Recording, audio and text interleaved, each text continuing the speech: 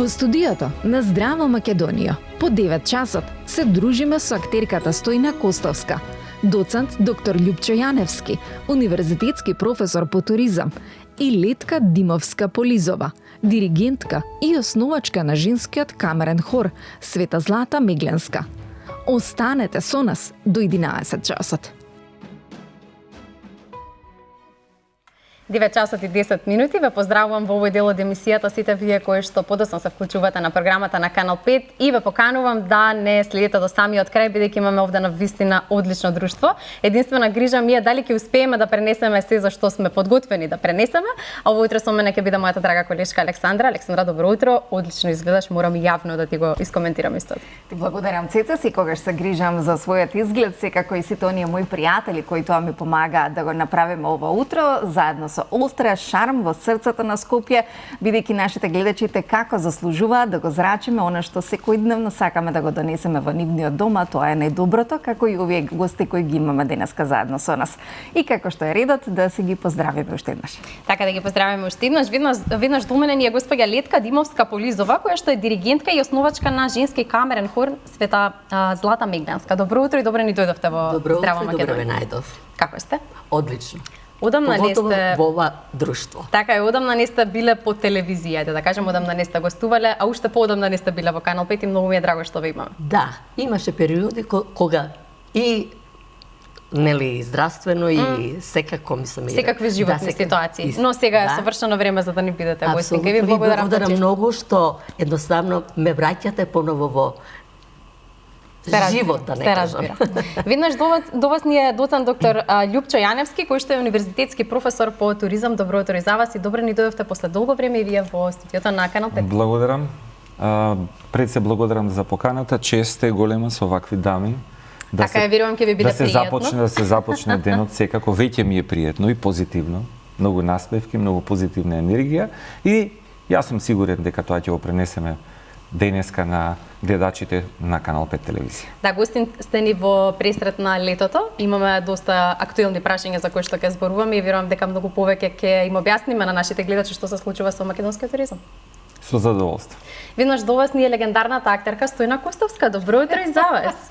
Добро утро, Тесе. Поздрав до ценетите гледачи. Поздрав до вас, две убавици. Што друго да кажам? Емисијата ќе тече, како што сте ја подготвиле. Ние сме тука за да ја направиме гледана, посакувана и задоволни ќе бидат, сигурна сум, гледачите. Да, ќе се потрудиме да биде така. Јас сакам да ве прашам најпрво како ви почнуваат утрото. Господин Љупчо, вие споменавте нешто зад камерите. Имате специфични ритуали кои што ги правите наутро кога ви освен што одите на фризер, нели добро тоа зборувам? Тоа редовно. Тоа редовно и не го прескокнувам. Исто да, разбирам. Да, не го прескокнувам и денеска така, мора тоа сам да го направам бидејќи на одмор ми е фризерот. Секако наутро малце порано се станува, барем во овој период. Се трудиме спортски активности, секако денот да се започне многу позитивно, кога е со спортот и кога е со адреналин, тогаш немаме што да кажеме повеќе, влегуваме во една работна атмосфера. Секако првото кафе во овој случај го испивме тука, со некои мали, некои благодарам, да имате здраве и повелете исто така и гледам дека и вашата е тука е подготвена. Да, и јас си го пијам уште од рано сутрина по една година. И тоа е нешто кое што секојдневно се барем би ме стартува во текот на утрото и понатамо веќе ги имаме сите оние работни обврски кои што си ги накалемуваме во текот на денот. И ги имаме и ги накалемуваме. Првиот визуелен впечаток кога ве видов беше дека имате навистина многу намалено килограми од последниот пат кога сме се сретнале и кажавте дека нешто сте промениле во вашиот живот. Да, ги имам исфрлено јаглехидратите. Се трудам тоа да биде мојата храна да биде протеинска. Да започнува него од 11 часот. Најкасно да завршува негде 19 часот. Останатите делови во текот на денот и ноќта секако не ги гладуваме, туку користиме нешто кое што нема да ни го подигне шекерот во нашата крв и токму тоа е 7-8 кг. Почувствувате здравствена потреба или тоа го направите? Не почувствував здравствена потреба, но некогаш почувствував дека ни се врти модата, па ги имаме што да облечиме. Така, од претходните 10 години. И сметам дека човек треба да си направи еден рестарт. Треба малце да измени, бидејќи моториката и сегментот на понекогаш кажуваме здраво живење, нели? Треба да си го направиме таа методологија сами. Во овој случај тоа го направив јас после новогодишните празници, бидејќи претеравме. Полни трпези, И веќе сарми, направивме направивме еден ресет кој што Така. сметам дека секој би требало да го направи барем еднаш, два пати. Така. Господја Стоина, како вас ви почнуваат утрата? Кој е вашиот ритуал? Изгледате навистина фасцинантно сите години, како телевизиска дама, дама од пред камерите, филм, театар, значи за вас може да зборуваме многу. Кратко е времето кое ни Алекс, предстои. благодарам, Мила. Навистина е така и да си ги Благодарам на поздравиме убавите. Крива Паланчани. Крива Паланка е вашиот роден град. Да. Крива Паланка е градот кој што редовно ја следи Здрава Македонија и од срце ги Да, поздравувам и ве сите. обожува, тоа да знаете. Јавно ви благодарам. И емисијава секогаш е гледана. Се Најгледана. радуваат едноставно, најгледана. Така е. И едноставно се радуваат луѓето кои ќе ве видат, верувајте. Така. Мислам, тоа многу луѓе ми го кажале, меѓу другото и братучетка ми Иванка, која е доктор во болницата во Крива Паланка. Кога и кажав дека сум гостинка и кој ја води се емисијата, многу ве поздрави, верувајте. Ја благодарам, Ја, навистина. уште на врата ви кажав, така да. Значи, вас утрата ви кај мене- почнуваат со нас. Кај мене нема лажење, тоа е. Како ми почнуваат утрата? Па, јас станувам прилично рано, можам да кажам слободно некаде 6 или 7 часот, со оглед на тоа дека до пред недела дена имав свекрва која за жал почина, а може би и добро е што почина, затоа што 5 години се мачеше јадната, мислам и јас со неа, и сопругот, и Целото синот, и семејство. ова, целото семејство се мачевме. 5 години беше на едно место, дементна, имавме голема обврска, никаде не можевме да излеземе, затоа што јас не давав да се даде во дом, иако ми беше тешко, понекогаш ке речев, бабо, сакаш ли да одиш во дом? И она, каде? Па ова е дом, јас сум си во дом, да, баба, ова е твојот дом. Така да ви кажам искрено, многу сум горда што ја чував до последно, значи, вака, душа испушти во мои раце. Така да, тоа е тоа. Сите сме гости на овој свет, да се разбереме. Мислам, мене ми е жал, меѓутоа си имаше доволно години, ми е жал 95? И 5 години, 95 години. Жално е што 5 години беше на едно место, дементна, имавме обврска 2-3 пати дневно да ја преслекуваме. Крајот беше, мислам, многу лошо заврши. Се знае. Не само со смрт, има смрт. Вика, лесно си почина. Знаеш, Така. мојата свекрва не. Тешко почина. Меѓутоа, тоа е тоа. Еве, само една недела како е почината. Да се сеќаваме Да, на убавите на моменти, убавите, да да, зборуваме за убаво и Така е. да остане во вашите спомени, во спомените на целото семејство за убаво што се вели. А утрото си го почнувам со малку така какао, јас кафења не пијам, да. Имаме какао, ќе ви направиме, ако сакате да рекламираме. Благодарам. Овде има се. Има се. Во Канал 5 има се. И кујната на Драгче е доста опримена, така да, иако сте гладни, нешто ќе направиме. Не, душо, јас не појадувам толку рано. Не знам, така ми е биоритамот некако. Пијам многу вода, наутро лажичка мед со џумбир измешано. Браво. И тоа ми е така, мислам, со години пракса ми е тоа. И совети за здрав и младолик изглед. Може би? Па може би, Попатно. не пушам цигари, не пијам алкохол, една Окружени вода. сте со среќни луѓе, верувам. Па добро е. Сега за сега е добро, понатаму не знаеме. Знаеш што, Цеце, многу е важно, велат, како се храниш, што јадеш. Да, јас се... Да, не. Мислата ми е друга, извини, Злато. Проблем. Точно е тоа, што јадеме, што консумираме. Меѓутоа, многу е важно што те јаде. Не е важно. Нели? Така. Да. Тоа е. Господја Летка, да продолжиме со вас, вашите утра. Како изгледаат утрата на диригентите? На диригентите почнуваат со од Сабајле. Рано. Моето утро почнуваше до 16 декември ланската година со едно милениче кое што член на фамилијата. Имавте кученца, така? Куче, да, Джек Расел, Фанки, кое што си знаеше термин, имаше одреден термин на Сабајле, иако спиеше со нас, меѓутоа стануваше малку порано за да дали се прошата и така натаму, и да дојде после тоа поново, пак да се качи за да се изгалиме со него, 7-7,5 сатот, да, со тоа што ми кажуваше не само мене што треба да ми дадеш храна или да ме помилуваш и така натаму, имаше уште една особа во другата врата, тоа е 101 годишен свекор, кој што за разлика од што кажуваше се за незината свекрва, мојот свекор е се уште покретен на 101 година. Секако Да, благодарам многу. Му направивме ланска година исто во декември месец 100 години, нели сега веќе 101-та година е тера. Со тоа што истото тоа куче ми кажува, влези внатре затоа што те очекува веќе. Да. Значи, Би сакале неговата приказна да ја раскажеме, затоа што долгогодишниците се ретки во Македонија, така да навистина тој толку приврзан кон мене затоа што секој едно влегување ќе каже ме огреа сонце. секачест. Ме огреа сонце. Цела населба Тапталидже знае за мене и за мојата посветеност на него.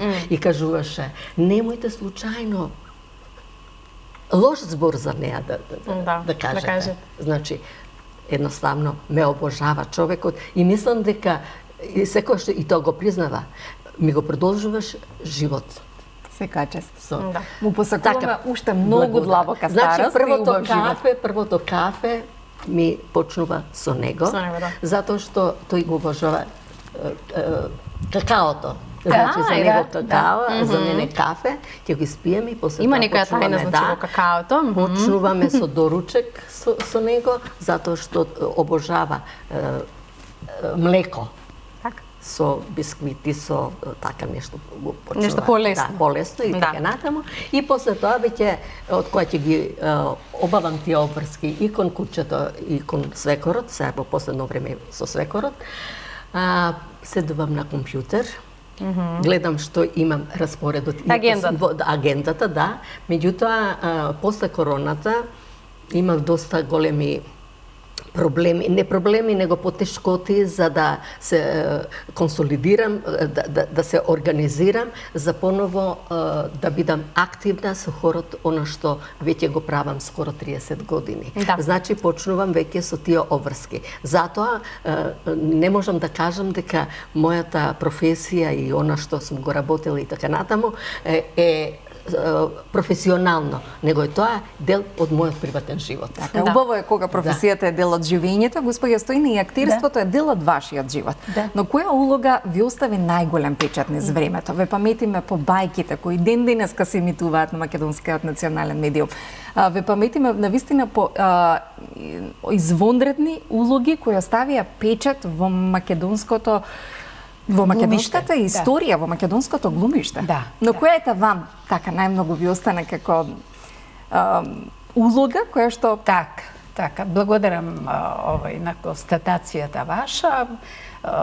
Јас сум играла многу и во театар, и на телевизија. Повеќе сум, некако камерата повеќе ме сака, мислам, отколку што сум била на сцена.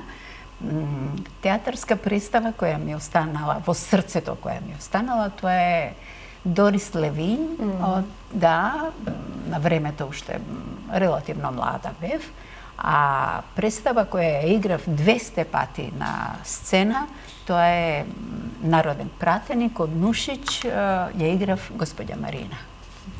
Една прчла, мислам, не знам зошто и како, меѓутоа се некако такви улоги ми доделува, така се нешто дамски, нешто со шешири, нешто со штикли, дотерана, те врцава нешто. Може би по природа сум таква, па не знам, може би. Највеќе ви лежат тие. Да, највеќе, имате право. Така да, ако можам да издвојам, инаку јас за секоја улога сум пристапувала најпрофесионално. никогаш не сум доцнала на проба, на представа, никогаш немало проблем. Мене инспициент не требало да ме повика. Јас сум била толку внимателна, толку посветена, толку никогаш мене инспициент не ми рекол Стојне, ајде на сцена, демек ред ти е да влезеш. Не. Тоа кај мене го нема. Природно. Природно, да. Телевизијата некако сум работела многу серии кои и ден денеска па гледам на YouTube, па гледам деца, мали деца вака. Знаеш дека теткава ја гледавме на тоа и тоа. Така да сум оставила доста материјал, можам да кажам, за себе. Сега некаде поуспешна сум била, некаде послабо. Така да одиме понатека. Веќе 3 години сум во пензија. Не се чувствам пензионерка, со оглед на тоа, со оглед на тоа дека јас сум активна, некако телевизиве, пак ќе кажам, некако камерата како да ме сака. Можеби имам што да кажам, можеби секогаш имате што да кажете. Да, благодарам се. Не е доволна ни половина да се каже она што сте го направили. Ова е така, мислам, утрински да подсетиме, инаку до утре можам да зборувам. Мислам, многу алапача сум, голема алапача. Да го оставиме и затоа малку простор на господинот Љупчо. Рековме, ни дојдовте во пресрет на летото. Во која насока ни се движи македонскиот туризам и што би требало најдно да се направи за да станеме поатрактивна дестинација на Балканот? Се направи или поправи? Слушајќи ги дамите, кои што се многу брилијантно успешни во своите кариери и во тоа што го работат. Можеби за почеток би кажал дека треба повеќе да користиме културната и туристичката дипломатија. Ќе рече некој зошто? Ако знаеме дека од мојата лева страна е господјата која што 30 и повеќе години издигнала еден хор на светско ниво и пропатувала во толку земји, а од мојата десна страна имаме толку докажана актерка и во филмската индустрија, и пред камерите, пред телевизијата, и можеме, и по нив ја прецепираат нашата нација и нашата култура. Ние само тоа треба да го споделиме и промовираме. Ако културата троши, туризмот носи. Така е. Ние само требаме да ги додадеме додадена вредност и токму да се фокусираме на тоа. Јас велам следно. Пред да почнеме за туристичката индустрија кај нас, ние немаме проблем со Брисел, бидејќи едноставно требаме таму, имаме некој патокас, што требаме, нели, чек да исполниме и ќе ги исполниме, ќе си ги засукаме ракавите на ден, нели. Нема да имаме изговори и ќе мораме да сработиме и ќе го сработиме. И тоа е тоа. Ние имаме поголем проблем со граѓаните од Европската унија на кои што треба само да им пренесеме зошто ние треба да бидеме таму, да им пренесеме нашата култура, да им пренесеме нашата традиција, да видат со кого си имаат работа, да видат дека имаат што да добијат од тука и после ќе биде многу полесно. Всушност, ако говориме за туризмот, туристичката дипломатија е токму тоа. Ние треба да ја користиме, да не посетуваат што повеќе странски туристи, да ги посетуваме ние нив, да отвараме повеќе културни центри во регионот, да имаме повеќе во светот, да имаме повеќе представи, да имаме повеќе гостувања на наши уметници, виртуози, индивидуално, групи, хорови, театри, промоција на филмови, учество на фестивали, Кан, за Оскар и се останато, да вложуваме во таа индустрија, а тука е туризмот тоа добро да го спакува, да го промовира и индиректно да ги мотивира тие луѓе да не посетат, за да ги видат местата, убавините, фотографиите, како што може тоа да го видат низ убавите наши филмови, актерства, нели? Почнувајќи од Пред дождот и други филмови, да не ги забораваме Црно семе, Црвениот коњ, кои што имаат историски аспект, да не зборуваме за Исправи се Делфина, стари филмови кои што се Истрел. Жешко лето или кој беше меѓу првите, позборувајќи со поновите. Туризмот, всушност во Македонија ќе биде толку колку што ние ќе работиме. Што здрачиме, тоа ќе привлечеме. Ќе го направиме таков како што сакаме да ни биде. А дали е добар или лош, ќе кажат бројките. Но бројките од еден друг аспект. Ние ќе имаме оваа година кумулативност во туристичката индустрија. Да, и би кажал тоа дека ќе имаме раст. Но не секогаш добриот начин е лесен и лесниот начин е добар. Па ние ќе го имаме овој вториот, лесниот, ама малце недобриот, бидејќи Со фактот дека почнуваме да работиме за бројки, ние всушност стимулираме масовен туризам, за кој што не можеме да го абсорбираме. Односно, ти имаме повеќе кратки посети на туристи во нашите туристички места, поголем број на ротации и поголемо оптеретување на дестинацијата. Дали ќе успееме да ги сервисираме, тоа е веќе друго, односно дали ќе ги успориме тие туристи да останат повеќе денови, зависи од нашата работа, од нашите атракции кои што бидејќи туризмот влие на повеќе од 20 до 23 економски гранки директно или индиректно. Ако знаеме дека двигател на Охрид е Охридското лето, многу би бил среќен да гледам во Скопје повеќе низ Македонија билборди во регионот на кои што ќе го рекламираме Охридско лето, настаните кои што ќе бидат во него, гостувањата, а помалце тоа што ќе се случува на нашите стадиони или во Охрид за 1 и 2 август. Да, политички многу коректно. Летка ќе продолжиме со вас. Имаме едно видео кое што сакам да го погледнеме, бидејќи многу настапи, концерти и фестивали имавте од почетокот на годинава. Најпрво да погледнеме, а потоа да ни кажете каде се бевте. Да.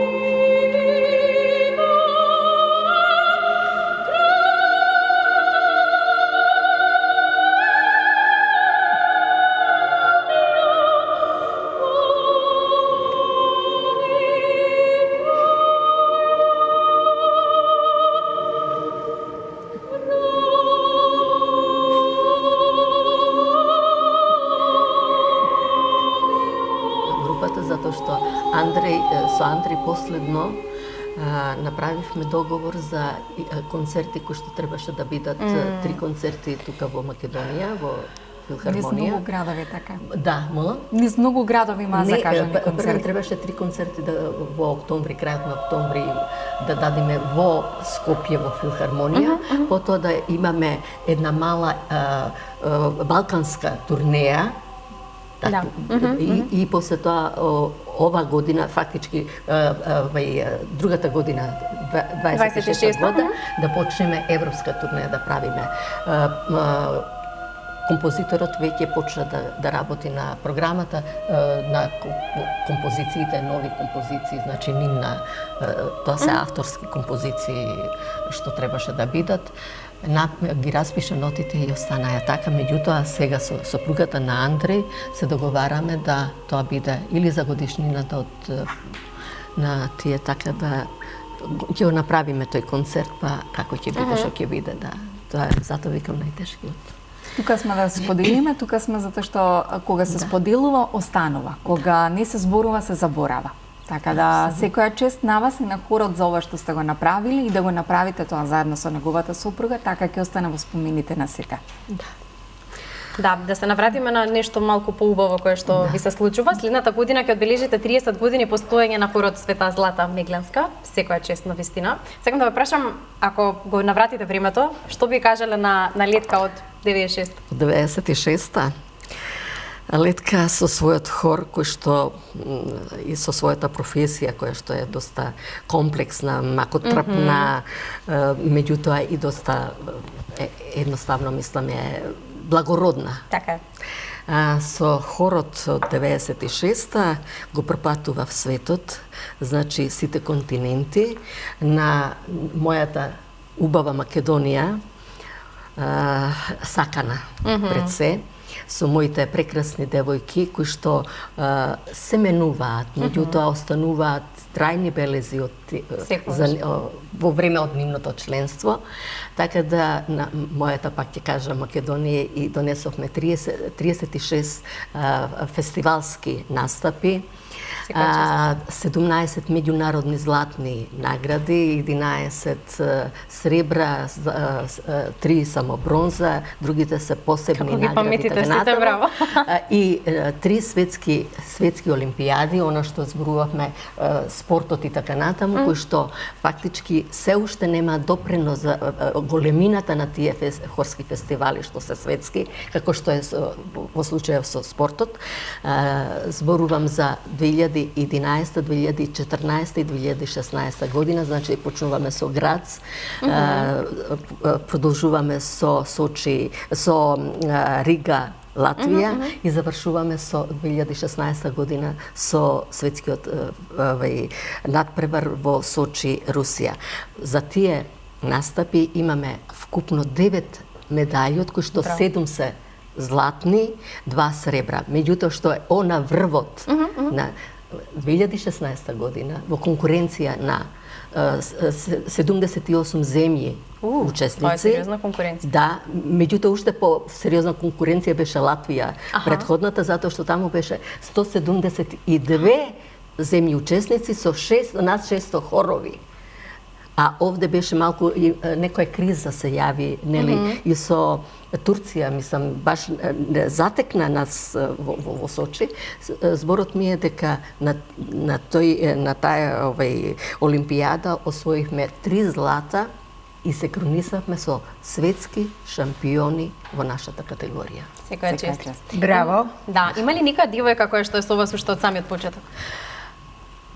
Од самиот почеток не, меѓутоа имам девојки кои што се 17-18 години и така натаму. Иначе столбот на ми беше со, еве да кажам, со легендарните и наши познати, светски познати диви уметнички, солопеачки, тоа е Ана Дурловски, Милена Арсовска, Весна Гиновска, како солисти како солисти ми настапуваше Борис Трајанов, па Ѓорѓи Цуцковски, па Начевски, па Игор Дурловски, мислам Маријан Николовски, така да во мојот хор имам ја имав таа чест да продефилираат многу сега значајни имиња, а да ги направат и првите чекори сценски како солисти во мојот хор. Да, мислам дека и тие во оваа прилика би рекле дека не им било чест да работат со вас. Да, иначе најдолго, мислам, членство имала Андријана Јаневска, да, неодамна ни беше и таа гостина. Да, Николина Јаневска, низината сега сестра, Катерина Стојановска, која што е исто солист во македонската опера, Наде Талевска, да, Наде Талевска. Многу познати имиња поминале, да. Апсолутно, меѓутоа не се и ова за поставување или заборавање и оние кои што како редовни членови дадоа многу допринос. Така морам да, иако нивното име и презиме не е толку звучно, но сепак секој дава и сопругата на ваш колега, Моника Јанкова, јавно да се ја поздравиме, која што и ден денеска ги забавува Скопјани и сите македонци низ многу македонски локали, така да секоја чест. И многу имиња и презимиња кои што можеби не се денеска звучни, но сепак дале свое парче во мозаикот наречен. Јас, да, ваш апсолутно. Злата Мегревска. Не само тоа, некако да не дојде тоа како фалење, меѓутоа инспирација му дадов на многу млади музичари и оние кои што се биле потенцијални и така натаму, меѓутоа и оние кои што апсолутно и првпат слушале. Зачекорила. Да, зачекорила. Музиката и уметноста секогаш дава инспирација. Музиката, поготово за развој на така, господја Костова, колку Костовска, извинете, Костовска, ви благодарам. Иако често пати знаете да коригирате македонскиот јазик и како го зборуваме понекогаш како што го зборуваме, ви благодарам за истото, но долги години градите кариера, успешна кариера, сепак сте и мајка. Како го правевте балансот низ животот, иако вашиот син може би одбра професија која никако се проткајувала низ живењето и тоа што е вашиот сопруг и вие, па затоа може би тоа е тој денеска, но ете, како успеавте да направите баланс помеѓу мајчинството и една убава и успешна кариера? Како успеав? Животот е сам по себе предизвик. Јас сум човек кој ќе си зададе задача, мора да ја изврши. Мојот син растеше во театар. Мојот син растеше во телевизија. Затоа велам кариерата го одбра. Да. И не случајно ја одбра оваа професија со која се бави, режисерија во македонската телевизија. Јас сум среќна само што не посака да биде артист. Мојот син е многу убаво момче, многу високо, тенко, со сини очи, умен е, многу е послушен, многу е емотивен. Да не го фалам овде, Секоја мајка ќе ме убие, си го фали своето чедо. Да, не дава да се зборува за него, затоа што сум малку пристрасна, како секоја мајка, мислам. Тоа е, јас немам друго дете, единец е. Паметите ли театарска представа на која сте биле на сцена, а тој во позадина? Паметите ли некоја така интересна сцена? Да, благодарам, како ме читате. Кога јас ја играв Дорис Левин, син ми имаше 2,5 години. Да, само 2,5 години. Представата долго време беше на репертуар. Некои тврдеа дека е лоша, некои дека е добра, меѓутоа предизвик беше за гледачите, ако кажат, знаеш што, лоша е представата. Ајде ја видиме, да видиме колку е лоша. Ние имавме преполна сала публика. Игравме на мала сцена, а мала сцена во МОП тогаш бевме драмата.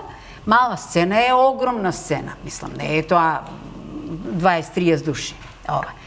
И нема кој да го чува син ми, јас велам, ќе дојдеш со мене на представа. Пресреќен беше, значи. И го седнувам ја до еден колега кој не игра во представата, а носев, мислам, костум имав, така едно кратко фустанче, што да ви кажам, кореографија имавме многу тешка.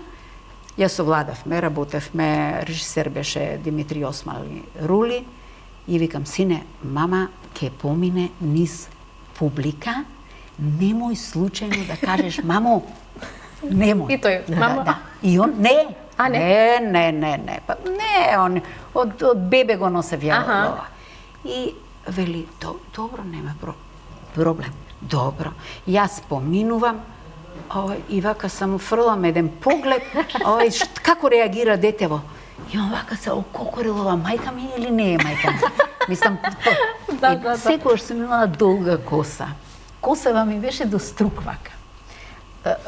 Виткана целата, мислам, фризер ја прави, нели, тоа подготовка за представа.